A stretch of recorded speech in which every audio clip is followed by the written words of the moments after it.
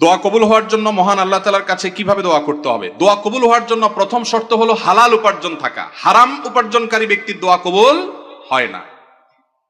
চুরি করে, ডাকাতি করে, টিন চুরি, গম চুরি করে এরপরে মক্কা শরীফ গিয়ে 2 হাত তুলে আল্লাহর কাছে চোখের পানি ফেলে দোয়া করছেন, হাদিস বলছে দোয়া কবুল হবে না। দোয়া কবুল হবে না। নবী করিম সাল্লাল্লাহু আলাইহি ওয়াসাল্লাম পরিষ্কার হাদিস আছে, অনেক দূর থেকে এলোমেলো চুল নিয়ে, ধুলোমলিন শরীর নিয়ে কেউ যদি কাবার চারপাশে হাত তুলে দোয়া করে, আন্না ইউস্তাজাবু লিযালিক, কিভাবে তার দোয়া কবুল হবে? নবীজি বলেছেন, কারণ দেহ, তার শরীর, তার সম্পদ হারাম দ্বারা গঠিত হয়েছে। এই জন্য দোয়া কবুলের জন্য প্রথম শর্ত হলো হালাল উপার্জন থাকা। কেউ যদি আগে হারাম উপার্জন করে থাকেন, এখন তওবা করবেন, মানুষের হক মেরেছেন, এখন ফেরত দিবেন, তারপরে আল্লাহর কাছে দোয়া করবেন, ইনশাআল্লাহ দোয়া কবুল হবে। দোয়া কবুলের দ্বিতীয় শর্ত হলো অন্তরের অন্তঃস্থল থেকে কায়মনোবাক্যে দোয়া করবেন, অন্য মনস্ক হয়ে না, দায় সারা ভাবে না, মনোযোগ দিয়ে দোয়া করবেন। দোয়া কবুলের জন্য আরেকটা গুরুত্বপূর্ণ শর্ত হলো হালাল বিষয়ে দোয়া করবেন। হারাম জিনিস আল্লাহর কাছে চাইবেন না, 2 নম্বর জিনিস আল্লাহর কাছে চাইবেন না। অবৈধ সম্পর্ক করার, কারোর সাথে অবৈধ রিলেশন করার, হারাম সম্পর্ক করার জন্য আল্লাহর কাছে দোয়া করবেন, এটা অবৈধ দোয়া, নাজায়েজ দোয়া, এটা করা জায়েজ নাই। বৈধ দোয়া করবেন, নেক দোয়া করবেন, ইনশাআল্লাহ আশা করা যায় আল্লাহ তাআলা দোয়া কবুল করবেন।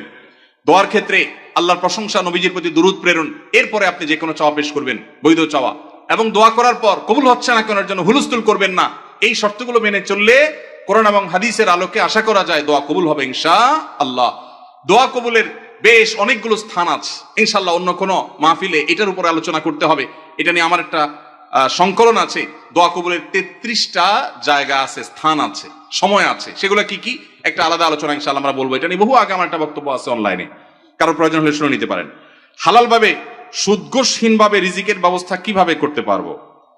হালাল ভাবে, সুদঘোষহীন ভাবে, একেবারে কোনো জায়জামেলা ছাড়া আপনার মাসে মাসে অ্যাকাউন্টে টাকা চলে আসবে, এইরকম অটোমেটিক ইনকাম করার কোনো দোয়া, কোনো আমল আমার জানা নাই। আমি কি বুঝতে পারছি? অনেক যুবক ভাইরা আছেন বলে সব হারাম আর হারাম, যাবো কই? হুজুর একটু দোয়াটা শিখাই দেন, আল্লাহ করে দেখ। অনেকে আছেন ঋণগ্রস্ত, দোয়া চান, চিরকুট লিখে দেন, হুজুর ঋণ মুক্তির আমল শিখাই দেন। পার্সোনালি যদি জিজ্ঞেস করা যায় জমি জমা আছে কিনা, বলে হ্যাঁ আছে আলহামদুলিল্লাহ। তো সেটা বিক্রি করে ঋণ দেন না কেন? বলে জমি বেশি কেউ ঋণ দেয়? মানে আপনি দোয়া শিখাই দেন, আমার জমি আমার থাকুক, ব্যাংকের টাকা থাকুক, আল্লাহ উপর থেকে একটা বস্তা পাঠায় দেখ। এটা কোনো দোয়ার পদ্ধতি হতে। যে সমস্ত ভাইরা হালাল উপার্জনের কোনো পথ খুঁজে পাচ্ছেন না, তাদেরকে প্রথমেই বলবো একটা কাজ করেন, অভাব দূর হয়ে যাবে। সেটা হলো ভাব ছেড়ে দেন। কি ছাড়তে বলছি? ভাব। ভাব ছেড়ে দিলে অভাব দূর হয়ে যাবে। ভাব ছেড়ে দিলে অভাব দূর হয়ে যাবে। বুঝেন নাই কথাটা? আপনার সাথে যায় না এই কাজ, এটার নাম ভাব। এটার নাম কি? এটা আমার সাথে যায় না। আমি কিভাবে একটা শিক্ষিত ছেলে এই কাজ করি? এটার নাম ভাব। এটার নাম কি? এই ভাবের অভাবই বেশি। ভাবের অভাবই বহু লোক আছে, হাইরে কান্নাকাটি, ওরা টাকা নাই, পয়সা নাই, অভাব অভাব।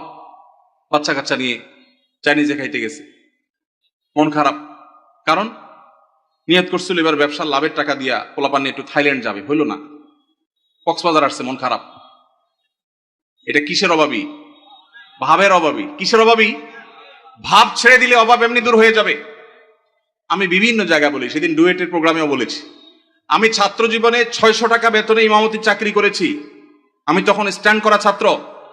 আমি তখন চট্টগ্রামে হাটাজারি মাদ্রাসা, বাংলাদেশ সবচেয়ে বড় মাদ্রাসার ভর্তি হওয়া ছাত্র।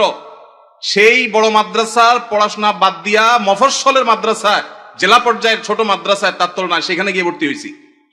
ঢাকা ইউনিভার্সিটি রেখে গ্রামের মফস্বলে কলেজে ভর্তি হওয়ার মতো আমি সেই কাজ করেছি। আমি সেই ছেলে। 600 টাকা বেতন ইমামতি করে বাবা যখন ব্যবসা করতে করতে দেয়ালে পিঠ থেকে গেছে, তখন চিন্তা করলাম আমার ভালো মাদ্রাসা পড়ালেখার চাইতে এই মুহূর্তে বাবার পাশে দাঁড়ানো দরকার। সেখানে গেছি। কই, আলহামদুলিল্লাহ ওই অবস্থায় ইমামতি করে কয়েক কিলোমিটার সাইকেল চালিয়ে মক্তব পড়িয়ে তারপর পড়ালেখা করে 10 স্ট্যান্ড, 3rd স্ট্যান্ড, 2nd